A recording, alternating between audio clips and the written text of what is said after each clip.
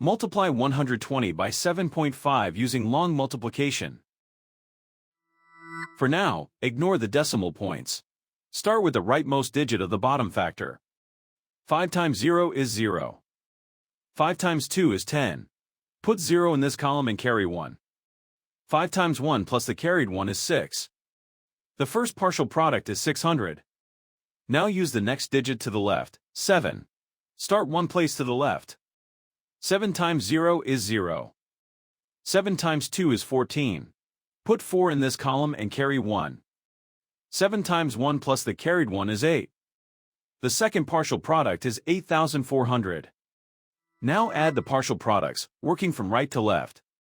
The ones and tens columns each add to 0. Move right to left, one column at a time. In the hundreds column, 6 plus 4 is 10. Put 0 in this column and carry 1. In the thousands column, a plus the carried 1 is 9. The product of the whole numbers is 9,000. Count the highlighted digit after each decimal point. The factors have one decimal place altogether, so the product needs one decimal place.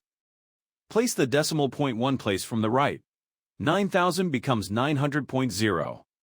That is simply 900. So 120 times 7.5 is 900.